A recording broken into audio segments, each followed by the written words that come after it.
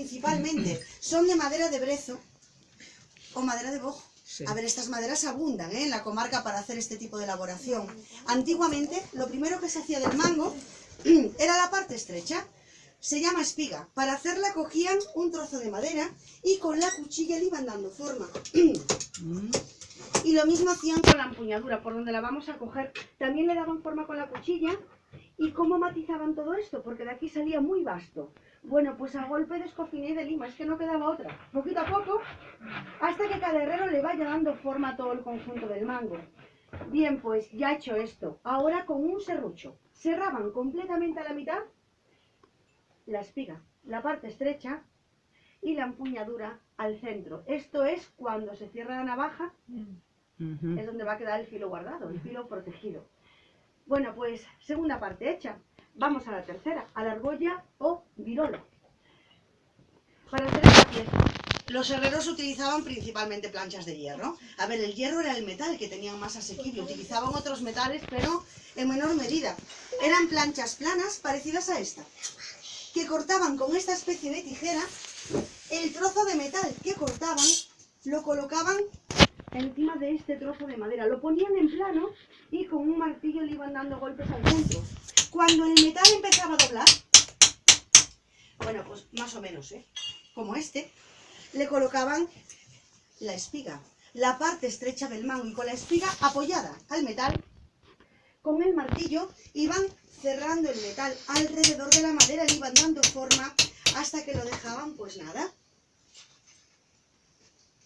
bien ceñido, bien ajustado a la madera. Miren, para que lo entiendan, estoy hablando de cuando no había ni calibre, ni medidas, ni nada de nada, era todo a ojo. Con la cuchilla nunca salía una espiga igual. Entonces, ¿qué mejor molde para hacer esta pieza que el mismo sitio donde va a ir puesta? Bien, pues aquí están las tres partes hechas. Ahora vamos a montar la navaja. Montamos y nos vamos con todo al taladro de mano. Aquí se perforan las tres partes al mismo tiempo hasta que salga la broca por el otro lado, y con el agujero hecho se coloca el eje. El eje es el pasador. Bueno, pues con el eje colocado de forma provisional, como está este, aquí llegó el momento de ajustar la navaja. Le hay que hacer todo lo que necesite, tanto de forma como de funcionamiento. Bueno, pues nada, una vez hechos los ajustes que cada una requiera, se quita el eje, se vuelve a quitar la hoja, y ahora tenemos que templar el acero. Salud, corazón. Bueno, la navaja ya está hecha, pero a estas alturas del proceso, el acero de la hoja es esto todavía, fíjense.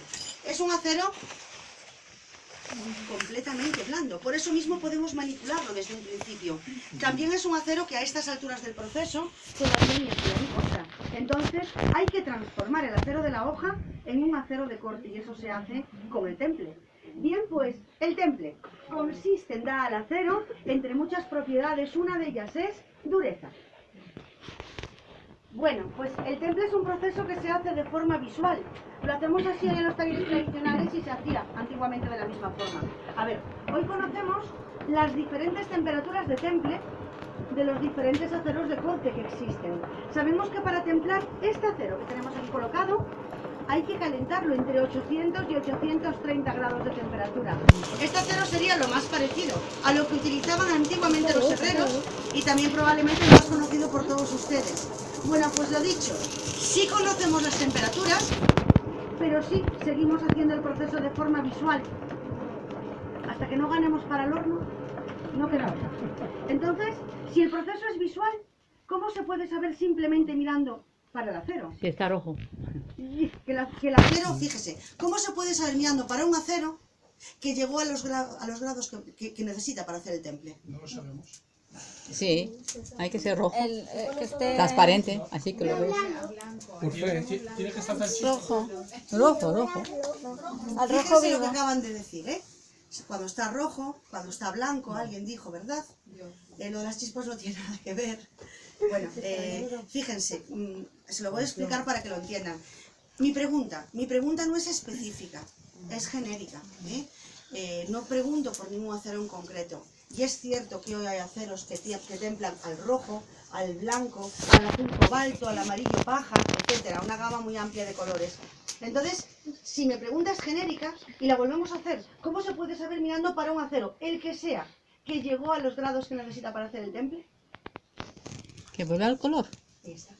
No hay más. Que Por vuelva el su color, color sí. que adquiere el acero, ¿eh? O sea, El rojo, depende de qué amarillo, acero, azul. ¿eh? Sí. Entonces, bueno, que no es... Depende de qué acero. Entonces, la respuesta es por el color del acero. Por el color, sí. Bueno, pues ahora sí. Ahora vamos a hablar de este acero, miren. En el caso de este acero, por eso digo que es el más conocido por todos. Cuando la zona a templar, que aquí lo que iríamos a templar sería la hoja que forjamos al principio, se pone del mismo color que la brasa, este acero va a estar entre esos grados que necesita para hacer el temple. Ese color es cuando los herreros dicen y decían que el acero cogió el Sí, rojo el rojo. cereza. Bueno, pues le damos un cambio brusco de temperatura, lo metemos en agua fría y el acero ya tiene temple. Si antes del temple doblaba, después del temple dijimos que cogía dureza. Dureza. Pues a ver qué pasa. Ahora parte. La estructura interna del acero cambió completamente. Ya tendríamos el acero transformado en un acero de corte, es decir, ahora sí, ya podríamos cortar y afilar con él. Bueno, pues nada, vamos a montar la navaja con la hoja que supuestamente acabamos de templar. Esta ya no dobla. Montamos como hicimos antes, volveríamos a colocar el eje, el pasador, también como antes, y llegó el momento de remachar el eje de forma definitiva, que es el remache, que llaman las navajas lo que sujeta las tres piezas. Bueno, pues tenemos la navaja hecha, pero vamos al último paso de la elaboración. Miren, el último paso por parte nuestra, como fabricantes de cuchillería que somos, porque también tenemos taller propio de elaboración, es el afilado de mano, pero también es el único paso que va a depender de cada uno de ustedes, para que el funcionamiento de la herramienta siga siendo óptimo. Es muy importante, pero muy importante, aprender a afilar de forma correcta, Afilar no es mover las manos al tuntún y hacer ruido, es algo más. Bueno, pues voy a explicar en qué consiste afilar. Miren, para afilar, las formas no importan, ni más ni menos. Cada uno podemos utilizar la forma que queramos y como queramos. Lo único que tenemos que tener en cuenta, sea la forma que sea, es en mantener continuamente el ángulo de inclinación que tiene que tener la hoja siempre con respecto a la piedra. Esa inclinación, 20-30 grados, de ahí no nos podemos mover. Bueno, pues nosotros afilamos así, ponemos todo en plano, aplicamos la teoría. 20-30 grados, ahí es una pequeña inclinación, no es difícil, Sí. Y ahora afilamos cada uno a nuestro ritmo. A ver, hacemos este movimiento porque aprovechamos el largo de la piedra, pero lo podemos hacer como queramos y cuando queramos. Siempre estamos apoyados en el mismo punto, no oscilamos la inclinación, con lo cual el acero no sabe ni más ni menos de dónde le viene el desbaste. Y todo esto que estoy diciendo es siempre por cada uno de los lados del filo, Bien, a ver, afilamos así porque siempre será mucho más fácil hacer un afilado bien hecho, sin movernos del sitio, que aplicar esto de la inclinación a cualquier otra forma, y muchas de ellas bien conocidas por todos nosotros, donde claro, ya tenemos que andar cambiando la inclinación de la piedra de la hoja, y así sí que podemos cometer muchos más errores en el afilado, porque... Sí, pero miren, piénsenlo un poquitín, es muy difícil mantener continuamente esa inclinación con tanto movimiento de manos. Si no lo sabemos hacer bien, podemos errar con mucha más facilidad a lo largo del afilado. Con lo cual, cuanto menos movamos las manos, cuanto más simplifiquemos los movimientos, bueno, pues más posibilidades tendremos de mantener esa inclinación el máximo tiempo posible, con lo cual también más posibilidades tendremos de hacer un afilado lo más correcto posible. Gracias.